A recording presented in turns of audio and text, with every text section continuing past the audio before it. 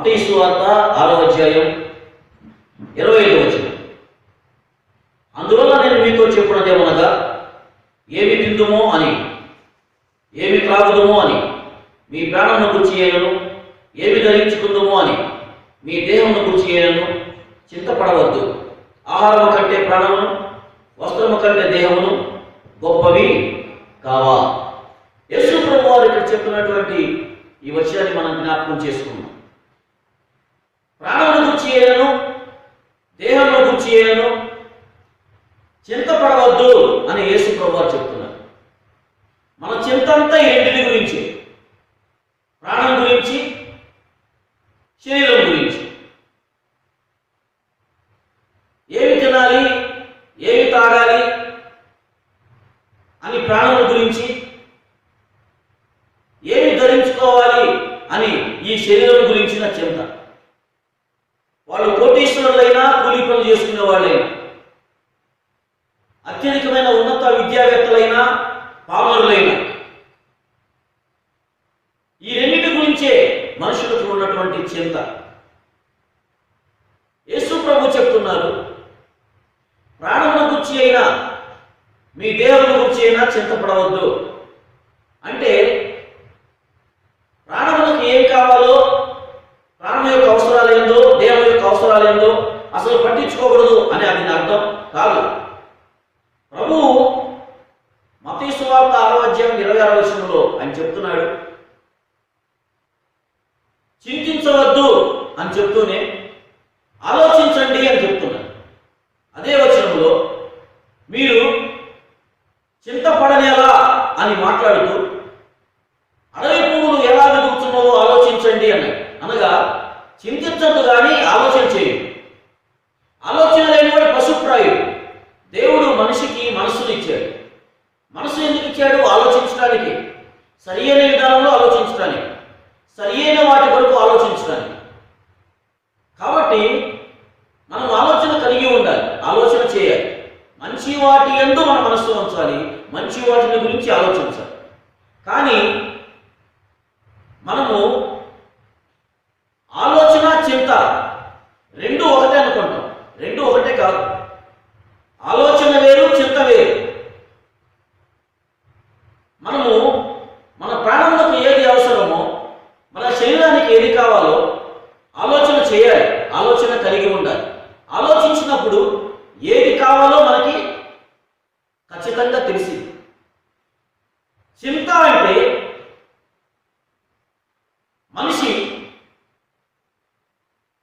ఏదైనా తన అక్కర, తన అవసరత ఏదైతే ఉందో అది ఎలా తీరుతుంది, నాకు కావలసినవి ఎలా వస్తాయి అని దిగులుతో దుఃఖపడుతూ కూర్చోవటమే చింత.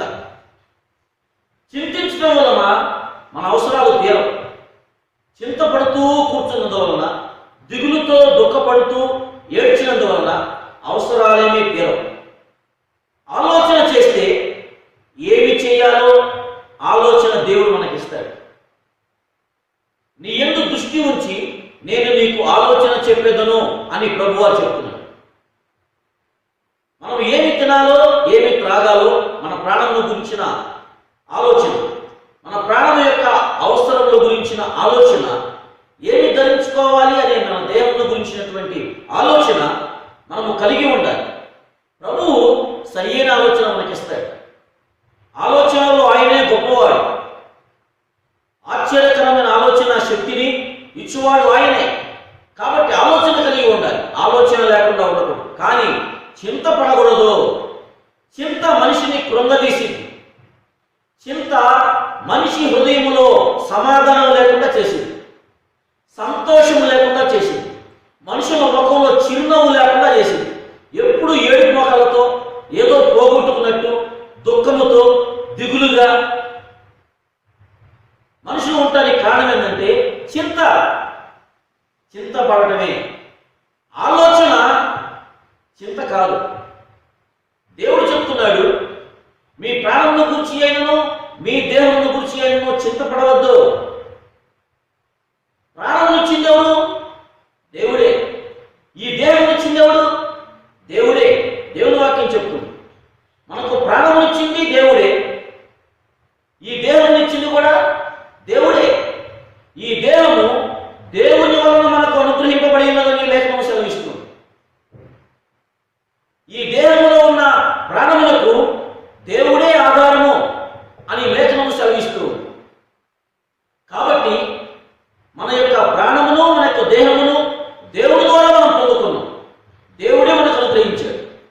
ఇచ్చిన దేవుడికి ఈ ప్రాణం యొక్క అవసరాలు ఏందో, ఈ దేహం యొక్క అక్కరేందో ఆయనకు తెలియదా? ఖచ్చితంగా తెలుసు.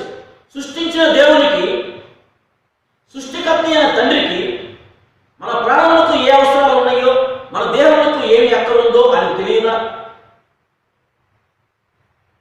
మీలో ఎవరైనా మీ పిల్లలు ఏ అవసరత కలిగి ఉన్నారో, వారికి ఏమి కావాలో మీకు తెలియదా? మన పరలోకపు తండ్రి మనకంటే ఎంతో శ్రేష్ఠుడు, మనకంటే ఎంతో జ్ఞానం కలిగిన వాడు. ఆయన ఆశ్చర్యకరమైన ఆలోచన శక్తి, అనంత జ్ఞాన శక్తి సంపూర్ణుడు. ఆయన మనము బుద్ధిహీనముగా, అవివేకముగా, అనాలోచనముగా ఎన్నో తప్పులు చేస్తూ, చేసిన తప్పుకి ఫలితం అనుభవిస్తూ మన జీవితంలో చింతపడతా ఉంటాం, దుఃఖపడతా ఉంటాం. అరే, ఆ పని అలాగ చేయకుండా ఉంటే బాగుండేది, అప్పుడు నేను అలా చేసినందువలన ఇప్పుడు నాకు ఇంత నష్టం వచ్చింది, ఇప్పుడు ఈ బాధ నాకు కలిగింది అని చింతపడతా, దుఃఖపడతా, దిగులు పడతా కూర్చున్నాం.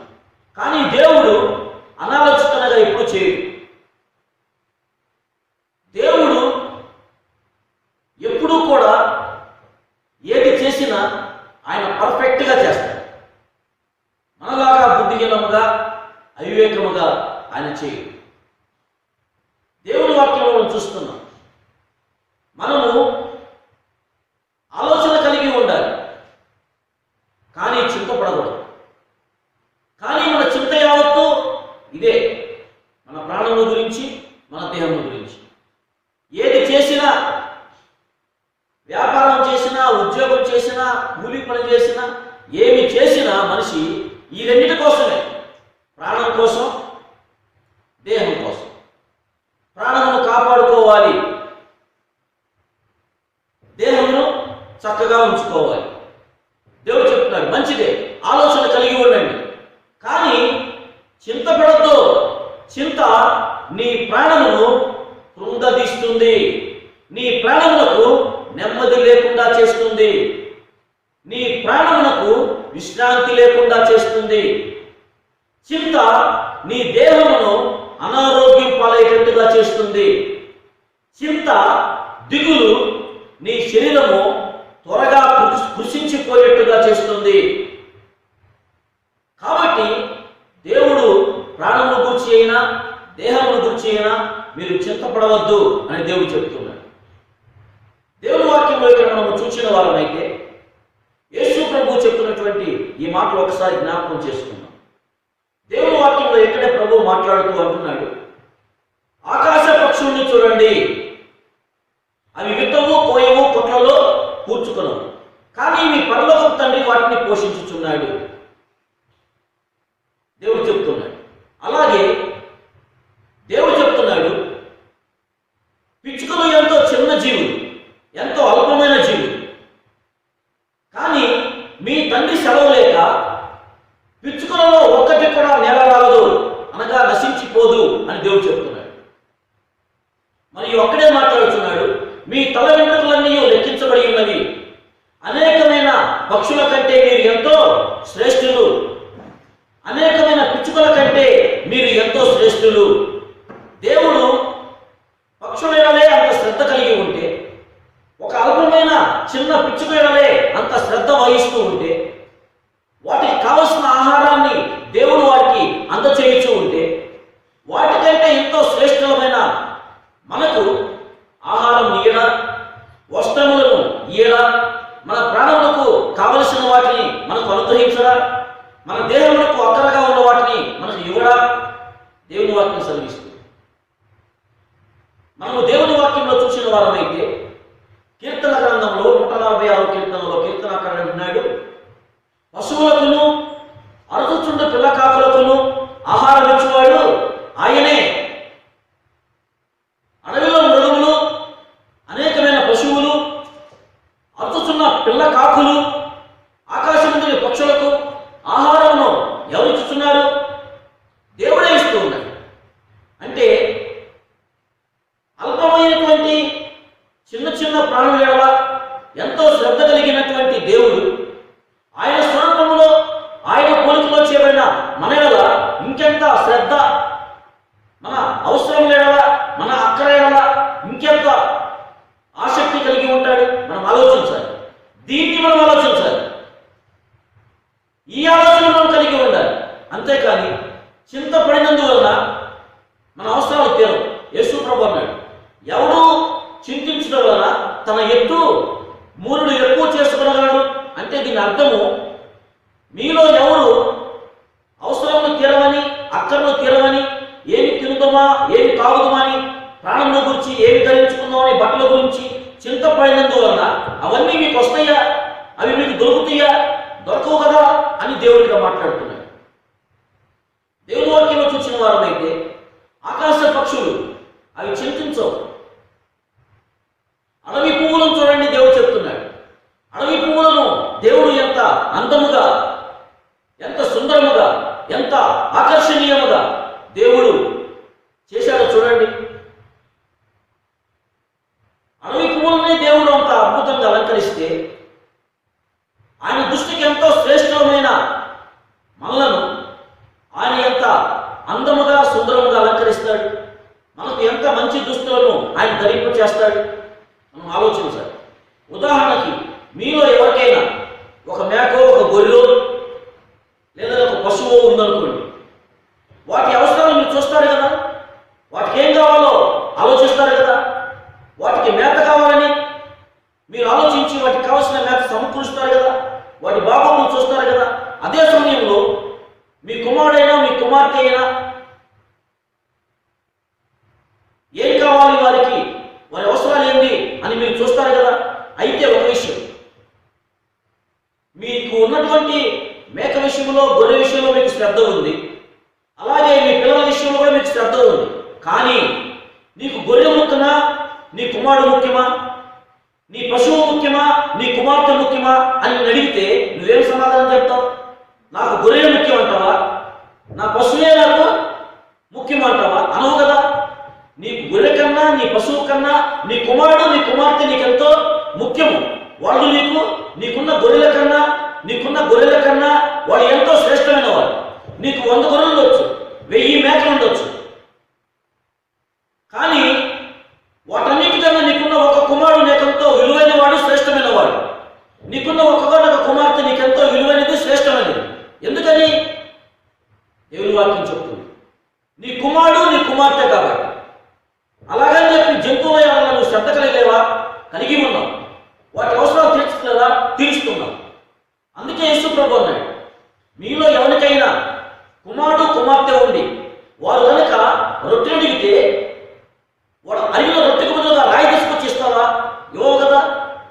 వాడు చేప అడిగితే చేపకు బదులుగా ఏ పాములో తేలులో తీసుకొచ్చి ఇస్తావా? ఇవ్వవు కదా. వాడు అడిగిన దానికన్నా ఇంకా మంచిది తీసుకురావాలని చూస్తావు కదా.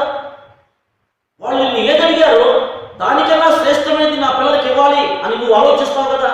మీరు చెడ్డవారయ్యింది మీ పిల్లలకు మంచివి ఇవ్వాలి అని ఆలోచన చేయొచ్చు ఉండగా, మీ పరలోకపు తండ్రి అంతకంటే మన శ్రేష్టమైనవి, అంతకంటే ఎక్కువ మంచివి ఆయన కుమారులను మనకు ఇవ్వడా?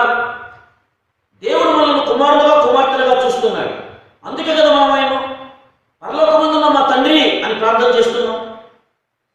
దేవుని వాక్యాన్ని మనం గుర్తుపెట్టుకోవాలి. దేవుని యొక్క వాక్యాన్ని మనము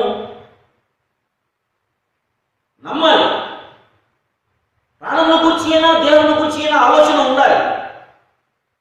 కావలసిన అవసరముల గురించి, అక్కల గురించి ఆలోచన కలిగి మనము జీవించాలి. కానీ చింతపడకూడదు.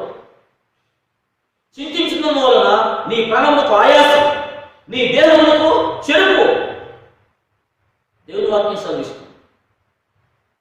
పరిశుద్ధ గ్రంథం మనం చూసిన వారమైతే కీర్తన గ్రంథంలో దేవుని వాక్యము చెప్తూ ఉంది. 116వ కీర్తనలో ఆయన యొక్క భక్తుల ప్రాణము దేవుని దృష్టికి ఎంతో విలువైనది. గుర్తుపెట్టుకోవాలి, మన యొక్క ప్రాణము దేవుని దృష్టికి ఎంతో విలువైనది. మన ప్రాణం యొక్క విలువ మనకు తెలియకపోయినా ఆ ప్రాణం ఇచ్చిన దేవుడికి బాగా తెలుసు, మనకన్నా ఎక్కువగా తెలుసు. ఉదాహరణకి నీవు నీ కుమారుడికో నీ కుమార్తెకు ఒక బంగారు ఉంగరము వజ్రపు ఉంగరము లేదా బంగారపు గొలుసు నువ్వు బహుమానముగా ఇచ్చావు. వారు దాన్ని పారేసుకున్నారు నిర్లక్ష్యంతో. అప్పుడు నీకు ఎంత బాధ కలిగింది?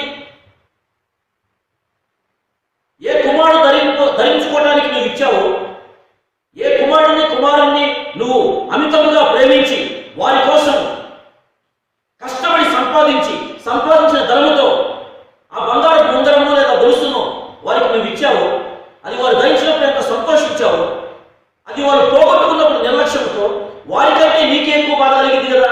ఎందుకని? వారికంటే దాని విలువ నీకే ఎక్కువగా బాగా తెలుసు. ఎందుకని? వారు కష్టపడి దాన్ని సంపాదించి వారు దాన్ని ధరించాల. కాబట్టి వాళ్ళకు బాధ ఉన్నా దాని విలువ వారికన్నా నీకే ఎక్కువ తెలుసు. ఎందుకని? నువ్వు కష్టపడి ఆ యొక్క బంగారు ఉంగరాన్నో బంగారు వస్తువునో ఆభరణాన్నో నీ పిల్లలకి ఇవ్వటానికి నువ్వెంత కష్టపడ్డావో, ఎంత చెమటొచ్చావో, ఎంత ప్రయాసపడ్డావో నీకు తెలుసు. వాళ్ళకి తెలియదు ఆ ప్రయాస యొక్క విలువ. కాబట్టి అది పోయినప్పుడు వాళ్ళకంటే నువ్వు ఎక్కువ బాధపడతావు. ఎందుకని? దాని విలువ నీకు ఎక్కువ తెలుసు వాళ్ళకంటే. అలాగే నీకు ప్రాణం ఇచ్చిన దేవుడు నీ ప్రాణమును నువ్వు నిర్లక్ష్యంగా పోగొట్టుకుంటుంటే, నీ ప్రాణం యొక్క విలువను నువ్వు ఆలోచించకుండా, నీ ప్రాణం గురించి నువ్వు ఏమాత్రం పట్టింపు లేకుండా నీవు నిర్లక్ష్యంగా వ్యవహరిస్తూ ఉంటే, నీ నిర్లక్ష్యాన్ని బట్టి, నీ అజాగ్రత్తను బట్టి దేవుని వాక్యాన్ని, దేవుని నీవు నమ్మినందువలన ఈ లోకంలో ఉన్న వాటిని ప్రేమించి, లోకపు ఆశలను అనుసరించి, లోకములో నటనలో నీవు పాలివాడవై నీ ప్రాణాన్ని పోగొట్టుకున్నప్పుడు ఆ ప్రాణం ఇచ్చిన దేవుడికి నీకంటే దాని విలువ ఎక్కువ తెలుసు. ఆయన ఎంత బాధపడతాడు? నువ్వెలాగైతే విలువైన వస్తువు నీ పిల్లలు పోగొట్టినప్పుడు వారికంటే దాని విలువ తెలిసిన వాడవే నీవు ఎంత బాధపడతావు? నీకు ప్రాణం ఇచ్చిన దేవుడు ఆ ప్రాణం యొక్క విలువ ఇచ్చిన ఆయనకి ఎక్కువ తెలిసింది. ఆ వస్తువును ఇచ్చిన తండ్రికి ఎక్కువ తెలుసు దాని విలువ. కుమార్తెకి తెలియదు తీసుకున్న వాళ్ళకి దాని విలువ. ప్రాణం మనకి ఇచ్చిన దేవుడికి తెలుసు ఆ ప్రాణం యొక్క విలువ, అది ఎంత విలువైనదో, ఎంత అమూల్యమైనదో. అందుకే యేసు ప్రభు చెప్పాడు, వాడు లోకమంతయు సంపాదించుకొని వాడి ప్రాణమును పోగొట్టుకుంటే వానికేమీ ప్రయోజనము? ఒక మనుషుడు తన ప్రాణములకు ప్రతిగా ఏమైనా ఇవ్వగలరా? నీ ఆస్తి అంతా ఇచ్చి ప్రాణమును మళ్ళా తిరిగి సంపాదించుకోగలవా? నీకున్న వెండి బంగారములు, నీకున్నటువంటి పొలము, నీకున్న స్థలాలు, నీకున్న సమస్తమును నీవు ఇచ్చి మరలా ప్రాణమును తిరిగి తెచ్చుకోగలవా? తెచ్చుకోలేవు కదా. దేవుని వాక్యం చెప్తుంది, ఆ ప్రాణమును ఇచ్చిన దేవునికి ఆ ప్రాణం యొక్క అవసరత నీకన్నా బాగానే తెలుసు. ఆ ప్రాణానికి ఏం కావాలో, ఆ ప్రాణం యొక్క అక్కర్లేదో, ఆ ప్రాణం యొక్క అవసరత లేదో దాన్ని ఇచ్చిన దేవునికి, తండ్రికి బాగా తెలుసు. అందుకే దేవుని వాక్యం చెప్తుంది, మీకు అక్కరగా ఉన్నవేవో మీ పరలోక తండ్రికి తెలుసు అని బైబిల్ చెప్తూ. కాబట్టి ప్రాణములకు ఏం కావాలి అని ఆలోచన చేయవచ్చు, కానీ చింత పడద్దు అని యేసు ప్రభు చెప్తున్నాడు. దేహానికి ఏం కావాలి అని ఆలోచన చేయవచ్చు, కానీ చింత పడవద్దు అని దేవుడు చెప్తూ ఉన్నాడు. ఒక మనిషి లోకాసు వార్త 11వ అధ్యాయం, అతనికి విస్తారముగా సంవత్సరం పంట పండింది. అతను అనుకుంటున్నాడు, ఈ సంవత్సరం విస్తారమైన పంట పండిందని, నా ప్రాణమా అనేక సంవత్సరములకు విస్తారమైన ఆస్తి నీకు సమకూర్చబడి ఉన్నది, తినుము, త్రాగుము, సంతోషించుము, సుఖపడము అని ప్రాణంతో చెప్పుకుంటూ ఉన్నాడు. భార్యతో చెప్పటల్లా, పిల్లలతో చెప్పటల్లా, స్నేహితులతో చెప్పటం లేదు, తనలో తానే చెప్పుకుంటున్నాడు తన ప్రాణముతో. ఏమని? నా ప్రాణమా,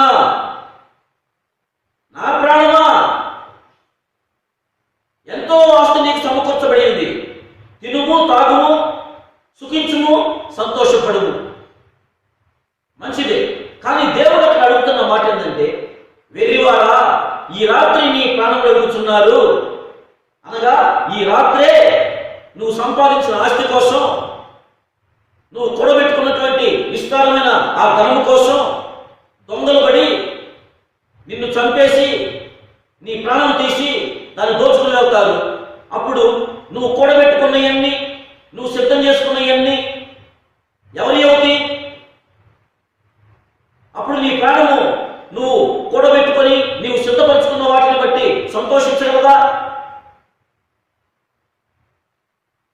దేవుని వాక్యం సెలవిస్తుంది. కాబట్టి మన ప్రాణం గురించి దేవునికి ఎక్కువ పట్టింపు ఉంది. మన ప్రాణం యొక్క అవసరం ఒక్కరు దేవునికి బాగా తెలుసు. అందుకే ఏ దేవుడైతే మనకు ప్రాణం ఇచ్చాడో, ఏ దేవుని వల్ల ఈ శరీరము మనకు అనుగ్రహించబడిందో, ఈ దేహం అనుగ్రహించబడిందో, ఆ దేవుని మనము ఆరాధించాలి, ఆ దేవుని మనము స్తుతించాలి, ఆ దేవుని మాట మనం వినాలి, ఆయన చెప్పిన ప్రకారం మనం జీవించాలి. అందుకే దేవుడు చెప్పాడు, అలా మీరు చేస్తే అవన్నీ మీకు అనుగ్రహించబడను. యేసు ప్రభు చెప్పాడు, మొదట నా నీతిని నా రాజ్యమును వెతకండి, అప్పుడు అవన్నీ మీకు అనుగ్రహించబడను. ఏవన్నీ?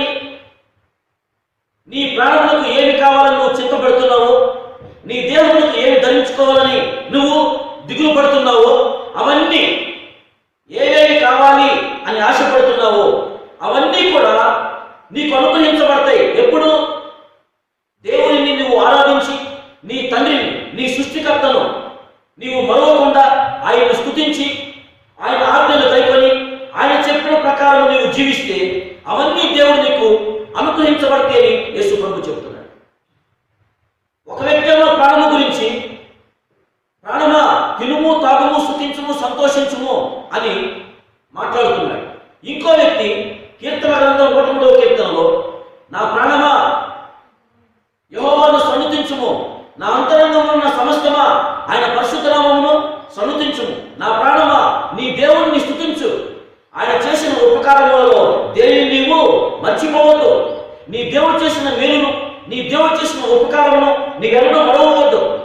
నీ ప్రాణములకు ఏమి కావాలో వాటన్నిటిని ఇచ్చిన దేవుని, నీ దేహములకు ఏమి ధరించుకోవాలో ఆ వస్త్రములు ఇచ్చిన దేవుని నీవు మర్చిపోవద్దు.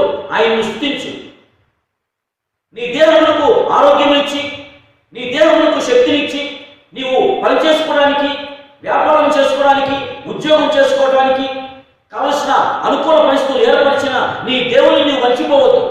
ఆయన చేసిన ఉపకారములను, మేలులను బట్టి ఆయన్ని స్తుతించు అని కీర్తనాకారుడు 103వ కీర్తనలో చెబుతున్నాడు. కానీ ఈ వ్యక్తి ఆ దేవుణ్ణి మర్చిపోయి, నా ప్రాణమా అనేక సంవత్సరాలకు విస్తారమైన ఆస్తి సమకూర్చబడినది, తినుము, తాగుము, సుఖించుము, సంతోషపడు. అదేంటి? తినకూడదా, తాగకూడదా, సంతోషించకూడదా, సుఖించకూడదా? అందుకే కదా దేవుడు వెళ్ళి మనకి ఇచ్చింది. దాని అర్థం అది కాదు, అతని ఉద్దేశం. తినుము, తాగుము అంటే తినకూడని వాటిని తిని, తాగకూడని దాన్ని తాగి, సంతోషించకూడని విషయాలలో అనగా అల్లరితో కూడిన ఆటపాటలు, త్రాగుబోతుల విందులు, చిందులు, వీటిల్లో అతని ఉద్దేశం అది. అందుకే జరుగుతున్నాడు, ఈ రాత్రి నీ ప్రాణం పోయింది, ఈ రాత్రి నువ్వు చనిపోతావు అనుకో. నువ్వు ఈ రోజు ఉదయం అనుకున్నావు, ఆ రాత్రి నువ్వు చనిపోయావు, నీ ప్రాణం వెళ్ళిపోయింది. అప్పుడు భూమి మీదే ఉన్నాయి. ఏంటి? నువ్వు సంపాదించిన ఆస్తి మొత్తం భూమి మీద ఉంది, నీతో పాటు ఆటలు. నీ ప్రాణం మాత్రం వెళ్ళిపోయింది. ఏ ప్రాణంకైతే నువ్వు సుఖించు, సంతోషపడు, తిను, తాగు అన్నావు, ఆ ప్రాణం వెళ్ళిపోయింది, భూమి మీద లేదు. కానీ నువ్వు వేటిని చూచి, వేటిని బట్టి నువ్వు నీ ప్రాణంతో నా ప్రాణమా సంతోషించు అని చెప్పావు, అవి భూమి మీదే ఉన్నాయి. అవన్నీ ఎవరి అవుతాయి? అప్పుడు నీ ప్రాణం యొక్క పరిస్థితి ఏంటి? లేఖనంలో గుర్తు చేసుకోవాలి. మన ప్రాణం యొక్క విలువ దేవునికి బాగా తెలుసు.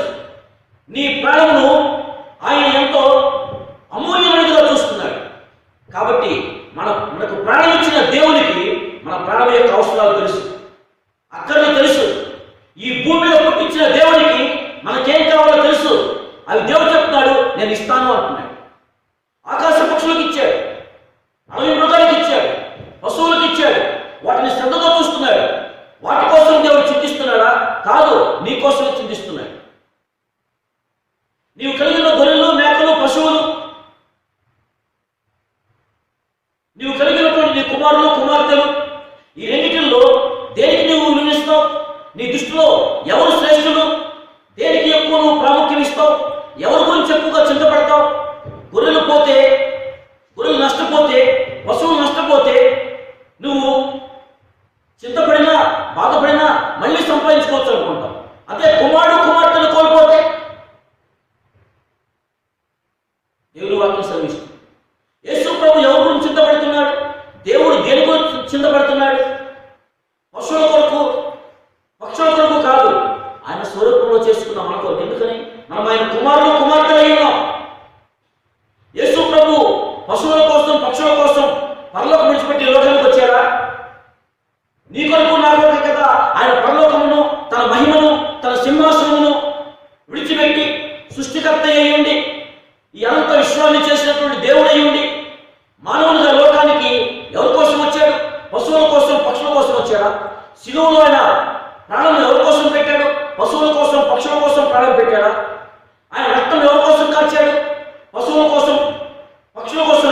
కార్చాడా? ఎవరి కోసం తన ప్రాణాన్ని త్యాగం చేశాడు? నీ కోసం, నా కోసమే కదా. ఆయన స్వరూపంలో పొలుగులో సృష్టించబడిన వారమైన ఆయన కుమారులను కుమార్తెలైన మన కోసం కదా యేసు ప్రభు అన్ని అవమానాలు పొంది, మనుషుల చేత తిరస్కరించబడి, దూషించబడి, కొట్టబడి, హింసించబడి, శ్రమలు పొంది, శిలువ మీద వేలాడి ఆయన ఆఖరి రక్త బొట్టు వరకు ఆయన కార్చింది ఎవరి కోసం? నీ కోసం, నా కోసమే కదా. ఎందుకని అన్ని బాధలు పడ్డాడు? ఎందుకని శ్రమలు మిగిలించాడు? ఎందుకు అంతగా అవమానాన్ని భరించాడు? నీ కోసం, నా కోసమే కదా. పక్షుల కోసం, పశువుల కోసమా? కాదు కదా. ఆయనే చెప్పాడు, నేను పరిచారం చేయించుకుంటూ రాలేదు, కానీ పరిచారం చేయించుకుని అనేకులకు ప్రతిగా విమోచన ఖైదనంగా నా ప్రాణం ఇచ్చుకుంటూ వచ్చింది. ఇదిగో నా రక్తము అనేకుల పాప క్షమాపణ కొరకు నేను చిందిస్తున్నా కొత్త నిబంధన రక్తము అని యేసు ప్రభువే చెప్పాడు. మన కోసమే, మన కోసమే శిలువలో మరణించాడు. మన కోసమే సమాధి చేయబడి తిరిగి మరణం జయించి 3 దినమున లేపబడ్డాడు. పశువుల కోసం, పక్షుల కోసం కాదు.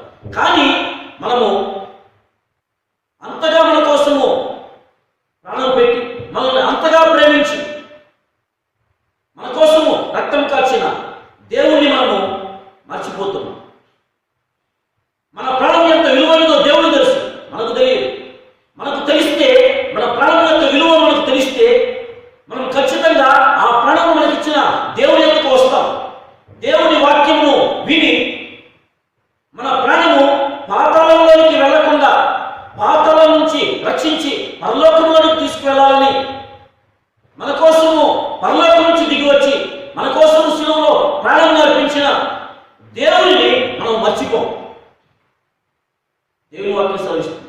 దేవుడు లేడనే వాళ్ళు చాలా మంది, దేవుని నమ్మని వాళ్ళు, దేవుని వాక్యాన్ని నమ్మని వాళ్ళు ఎంతో మంది ఈ లోకంలో ఉన్నారు.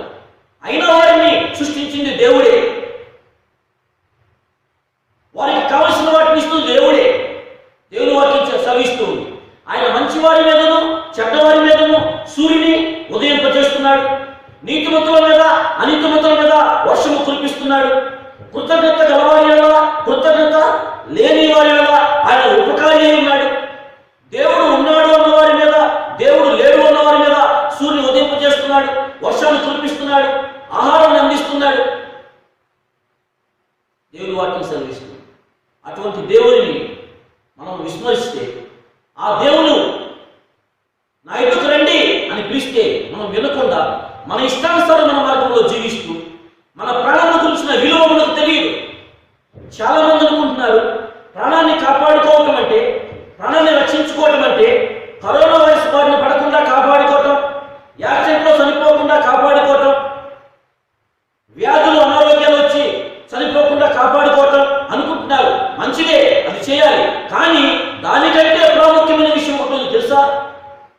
ఏ ప్రాణమైతే నీ శరీరాన్ని విడిచిపెట్టిన తరువాత పాతాళములో, ఆ అగ్నిలో కేకలు వేస్తుందో, బాధతో విలవిల్లాడిపోతుందో, ఇక ఎన్నడూ విడుదల పొందడానికి అవకాశం లేని ఆ శాశ్వతమైన నరకాగ్ని గుండములో ఆ నొప్పికి బాధకి తట్టుకోలేక అరుస్తూ ఉంటుందో, దాని నుంచి రక్షణ పొందాలి. అది ప్రాణమును రక్షించుకోవటం.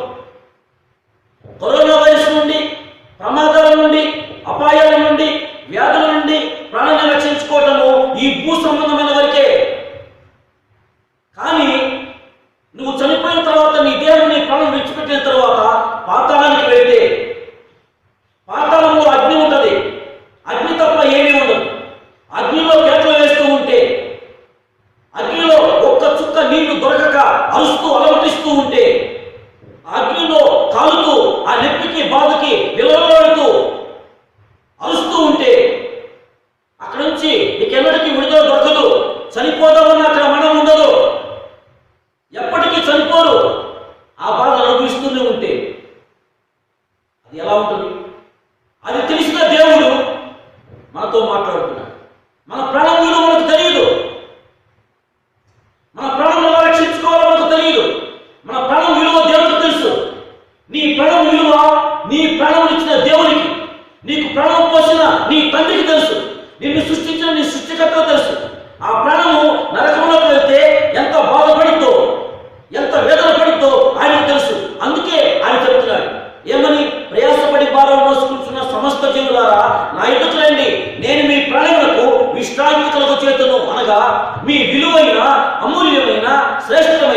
ప్రాణమును నరకములో పడి నశించిపోకుండా పరలోకంలోనికి, శాశ్వతమైన నిత్య జీవంలోనికి నేను తీసుకువెళ్తాను అని దేవుడు మనం పిలుస్తూ ఉన్నాడు.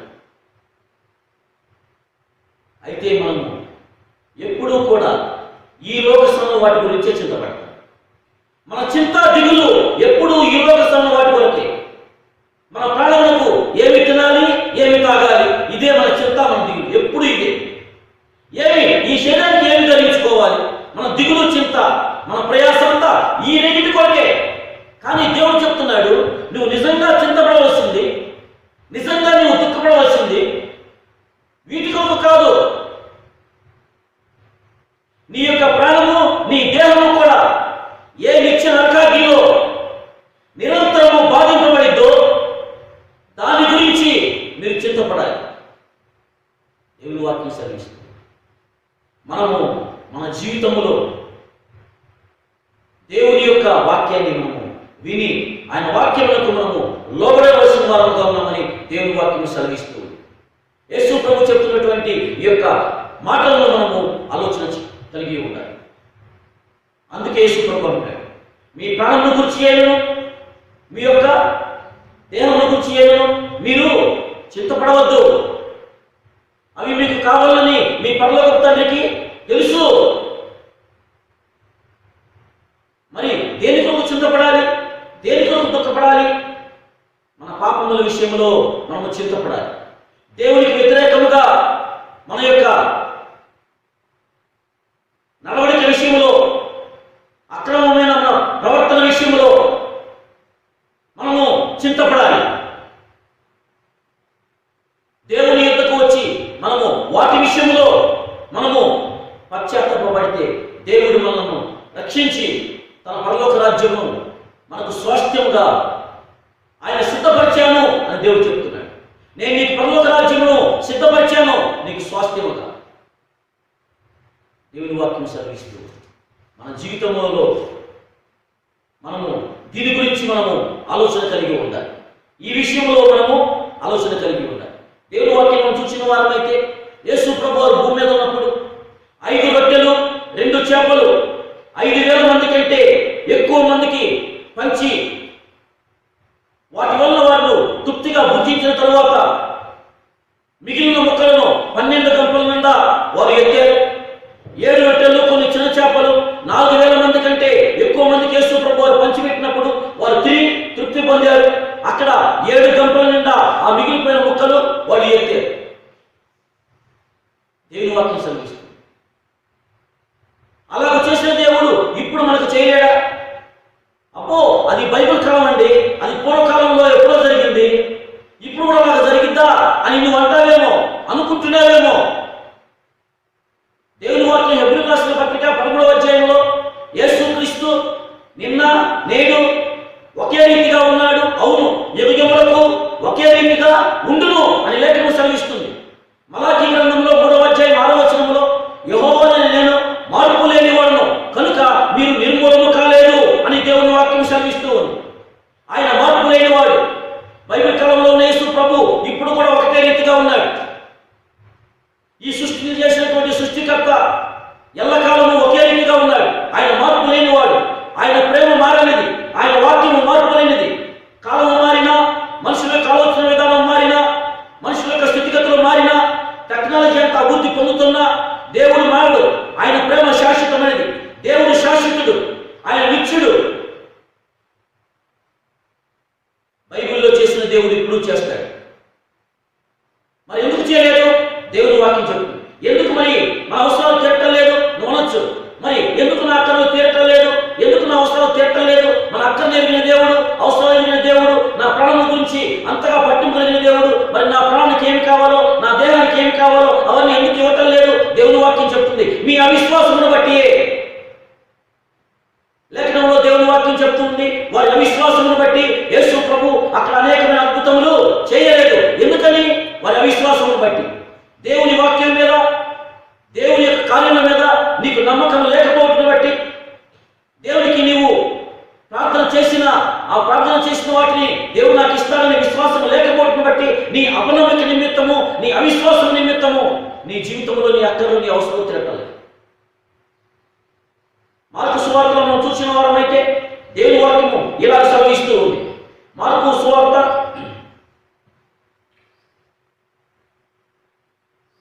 'యేసు ప్రభు చెప్తున్నటువంటి మాట ఏంటనగా, మీరు ప్రార్థన ఏవైతే ప్రార్థన చేశారో, దేన్నైతే దేవుని దగ్గర అడిగారో వాటన్నిటిని దేవుడు ఇస్తాడు కదా. మార్కు సువార్త 11వ అధ్యాయం 24వ వచనంలో యేసు ప్రభు అన్నాడు, మీ దేవునికి మీరు ప్రార్థన చేసి మీరు ఏమాత్రం అనుమానించకుండా, ఏమాత్రం సందేహం లేకుండా మీ దేవుని అడిగినవి మీకు ఆయన అనుగ్రహించునని మీరు నమ్మినగా అవన్నీ మీకు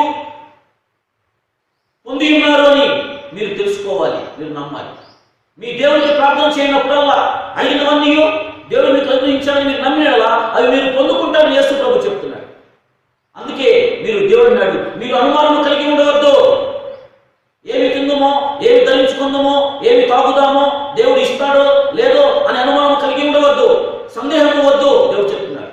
అవిశ్వాసము, అపనమ్మిక మన జీవితంలో దేవుని కార్యం జరగకుండా అడ్డుపడేటువంటి ఆటంకాలు, అభ్యంతరాలు అవే. నువ్వు దేవునికి ప్రార్థన చేసావు, నీ అక్కను దేవునికి చెప్పావు, నీ అవసరాల గురించి దేవునికి మాట్లాడావు,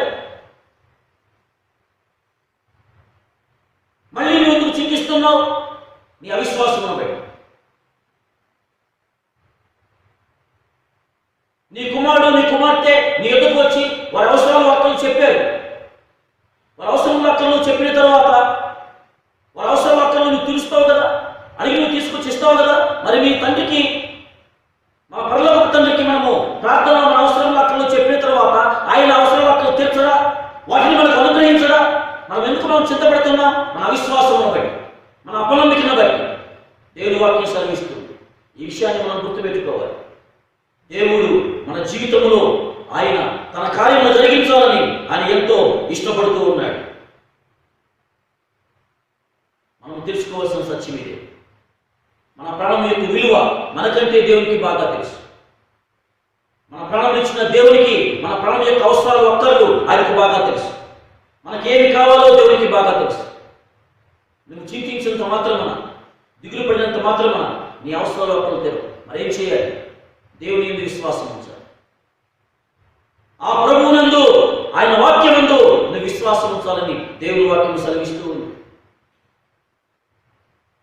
అందుకే యేసు ప్రభు అన్నాడు ఏమని, వారి వలె మీరు చింతపడవద్దు, వారి వలె మీరు దిగులు పడవద్దు. ఎవరి వలె? దేవుడు లేడు అనేవారు, దేవుని నమ్మని వారు, దేవుని వాక్యమును నమ్మని వారు వీటన్నిటి విషయమై విచారపడతారు, వీటన్నిటి విషయమై దిగులు పడతారు, వీటన్నిటి విషయమై చింతపడతారు. మనం చూస్తున్నాం కదా నేటి దినాలలో ఆర్థిక పరిస్థితి ఎలా ఉంటుందో, దేశంలో ఆర్థిక మాంద్యం వస్తే ఏమైపోయిందో. ఈ లాక్డౌన్ దినాలు అయిపోయిన తర్వాత నాకు ఉద్యోగం ఉంటుందో ఊడిపోయిందో, వ్యాపారం జరిగిందో జరగదో, కూలి పనులు దొరుకుతాయో దొరకవో, అప్పుడు నా యొక్క కుటుంబ ఆర్థిక పరిస్థితి ఎలా ఉంటుందో, బ్యాంకులో లోన్ తీసుకుని కట్టుకున్న ఇల్లుకి, కొనుక్కున్న కారుకి లోన్ ఈఎంఐ కట్టగలుగుతానో లేదో, నా పరిస్థితి అప్పుడు ఏమైపోయిందో అని దిగులుతో చింతతో ప్రపంచంలో ప్రతి ఒక్కరూ అదే పరిస్థితిలో ఉన్నారు. కోటీశ్వరులు వేల కోట్ల రూపాయల బిజినెస్ గురించి చింతపడుతున్నారు. బిజినెస్ చేయగలమా లేదా అని. కూలీ పని చేసుకుని రోజు కూలి తెచ్చుకున్న వ్యక్తి తర్వాత నాకు కూలీ దొరికి నాకు ఆదాయం వచ్చిందా లేదా అని దిగులు పడుతూ ఉన్నాడు. అందరూ చింతిస్తూనే ఉన్నారు. కానీ దేవుని వాక్యం సెలవిస్తుంది, దేవుడు లేడనే వాళ్ళు, దేవుని యందు, దేవుని వాక్యం యందు విశ్వాసం నమ్మకం లేని వారు చింతపడినట్లు మీరు వారి వలె ఉండవద్దు, వారి వలె చింతపడవద్దు, వారి వలె దిగులు పడవద్దు. దేవుని వాక్యం సెలవిస్తుంది. సమస్తము సృష్టించినటువంటి దేవుడు మనకున్నాడు. ఆయన మన అవసరాలను తీరుస్తాడు, మన అక్కర్లు తీర్చుటకు శక్తివంతుడు. లాక్డౌన్, కర్ఫ్యూ, ఆర్థిక మాంద్యం, మనకి పక్షులకి పశువులకి ఏ లాక్డౌన్ లేదు. అవి స్వేచ్ఛగా తిరుగుతున్నాయి, వాటికి ఆహారం దొరుకుతుంది, తింటున్నాయి. దేవుని వాక్యం సెలవిస్తుంది. మన జీవితంలో మనం దీన్ని జ్ఞాపకం చేసుకోవాలి. మన ప్రాణంలో గూర్చి ఏను, మన దేహంలో గూర్చి ఏను చింతపడుతూ కూర్చుంటే మన ప్రాణంలోకి కావలసిన అవసరాలు, మన దేహంలోకి కావలసిన అక్కర్లు తీరవు. దేవుని స్తుతించండి, దేవుని ఆరాధించండి, దేవుని మాట విని ఆయనకు లోబడి జీవించాలి. ఆయనకు విధేయులమై తండ్రి ఏ కుమారుడు దాన్ని చేసేలా ఎలాగో చక్కగా ఉంటాడు, అలాగే మన తండ్రి చెప్పిన మాట మనం వినేలా మన జీవితంలో నెమ్మదిగా సంతోషంగా మనం జీవించగలుగుతాం. ఈ సత్యాన్ని మనం ఎన్నడూ విస్మరించకూడదు. ఈ యొక్క వాక్యంలో దేవుడు మనతో ఏం చెప్తున్నాడు అనే విషయాన్ని మనము గుర్తుపెట్టుకొని దాని ప్రకారము మనము జీవించాలని దేవుడు సెలవిస్తూ ఉన్నాడు. ఈరోజు మన యొక్క చింత దేని కొరకు? ఈరోజు దేని కొరకు నువ్వు చింతిస్తున్నావు? ఏ విషయం గురించి నీవు దిగులు పడుతూ దుఃఖముతో నువ్వు కుంగిపోతున్నావు? నీ భవిష్యత్తును గురించిన చింత, రాబోయే దినాలలో ఎలా ఉండబోతుంది అనే చింత నిన్ను పట్టి పీడిస్తుంటే ఈరోజు యేసు ప్రభు చెప్తున్నాడు ఏమని? మీ చింత యావత్తు ఆయన మీద వేయండి. దేని గురించి చింతపడవద్దు, కానీ మీ చింత యావత్తు ఆయన మీద వేయండి. దేని గురించి ఆలోచన చేయవద్దు, కానీ అనాలోచనంగా జీవించండి అని దేవుడు చెప్పరా? దేని గురించి ఆలోచన చేయవద్దని దేవుడు చెప్పరా? దేని గురించి చింతపడవద్దు. ఏమి తిందుమా, ఏమి తాగుదామా అని ప్రాణం గురించి చింతపడవద్దు. ఏమి ధరించుకుందామని దేవుని గురించి చింతపడవద్దు. మీ చింత యావత్తు ఆయన మీద వేయండి. ఎవరి మీద? తండ్రి మీద, సృష్టికర్త మీద, దేవుని మీద. అంటే ఏంటి? ఆయన విశ్వాసం ఉంచండి, ఆయన వాక్యంలో నమ్మండి. నిన్ను పోషించడానికి సమర్థుడు, శక్తివంతుడు. దేవుని వాక్యం సెలవిస్తుంది. మన జీవితంలో మనము దేవుని వాక్యమును నమ్మి మనం అడిగిన వాటినన్నిటిని మన దేవుడు ఖచ్చితంగా మనకు ఇచ్చి ఉన్నాడు అని విశ్వసిస్తే ఖచ్చితంగా వాటిని నువ్వు పొందుకుంటావు. హల్లెలూయా! దేవునికి స్తోత్రం. దేవుని నామమునకు మహిమ కలుగును గాక. ఎన్నటన్నిటికీ ఆయన ఘనమైన నామము హెచ్చించబడును గాక. ఆయన పూజనీయుడు, ఆయన కీర్తనీయుడు, ఆయన మహోన్నతుడు, ఆయన సర్వశక్తి గల దేవుడు. ఆయనకు అసాధ్యమైనది ఏదీ లేదు. మృతులను సజీవులుగా చేయువాడు ఆయనే, లేని వాటిని ఉన్నట్టుగా పిలిచేవాడు ఆయనే. ప్రస్తుతము దేశంలో ఏ పరిస్థితులు ఉన్నాయో దేవునికి తెలియదా? ప్రపంచంలో ఎటువంటి పరిస్థితులు ఉన్నాయో దేవునికి తెలియదా? సృష్టికర్త అయిన దేవునికి, అనంతజ్ఞాని అయిన దేవునికి నీ పరిస్థితి, నీ ఆర్థిక పరిస్థితి, నీ కుటుంబం యొక్క పరిస్థితి దేవునికి తెలియదా? నీకు అవసరంగా ఉన్నవేమో, నీకు అక్కరగా ఉన్నవేమో నీ తండ్రికి, నీ దేవునికి తెలుసు. చింతపడవద్దు, దిగులు పడవద్దు. యేసు ప్రభు అందుకే చెప్పాడు, ఏమన్నాడు? భయపడకము, దిగులు పడకము, చింతపడవద్దు, విశ్వాసం మాత్రము ఉంచుము, నమ్మిక మాత్రము ఉంచు. దేవుడు చెప్తుంది ఇదే. కలవరపడవద్దు, దుఃఖపడవద్దు. దేవుని విశ్వాసం ఉంచుతున్నారు, నా యందు విశ్వాసం ఉంచండి అని యేసు ప్రభు చెప్పాడు. ఎందుకని? ఎవరినైతే మీరు దేవుడు అంటున్నాడు ఆయన నేనే ఆయనను. యేసు ప్రభు చెప్తున్నటువంటి ఈ మాట మనం విని ఆయన విశ్వాసం ఉంచినాడు. ఆయన మీద విశ్వాసం ఉంచిన వారిని ఎన్నడూ సిగ్గుపడనీయడు అని లేఖనం సెలవిస్తుంది. తన యందు నమ్మిక ఉంచిన వారిని ఎన్నడూ ఆయన చేయి విడువడు అని వాక్యము సెలవిస్తూ ఉంది. దేవుని వాక్యంలో మనము నమ్మి విశ్వసించి ఆయన చేసిన కార్యములు మనము నమ్మవలసిన వారముగా ఉన్నాం. నీ విశ్వాసము చొప్పున, నీ నమ్మిక చొప్పున నీ జీవితంలో దేవుడు కార్యము జరిగిస్తాడు. పరిశుద్ధుడైన తండ్రి, సర్వశక్తుడైన ప్రభువా, అద్వితీయుడైన సత్యదేవ యేసయ్యా మీకు స్తోత్రాలు. నీవు మాకు చేసిన ప్రతి మేలును బట్టి, ప్రతి ఉపకారాన్ని బట్టి స్తోత్రాలు. ఈరోజు ఏ వాక్యం అయితే విన్నానో ఆ వాక్యం బట్టి అయ్యా నేను విశ్వాసం ఉంచినట్లు దేని గురించి చింతపడక, దిగులు పడక, ఏమి తిందుమో ఏమి తాగుదుమో అని ప్రాణం గురించి, ఏమి ధరించుకున్న వస్త్రం గురించి చింతించడం, మా చింత యావత్తు నీ మీద వేయటం కావాల్సిన విశ్వాసం, నమ్మకం మాకు దయచేయండి. మీ కృపా కనికరము చెప్తున్నాను, జ్ఞాపకం చేసుకున్న సహాయం ఇచ్చి మహిమ పొందమని యేసు ప్రభువు నామములో స్తుతించి ప్రార్థిస్తున్నాము తండ్రి. ఆమేన్.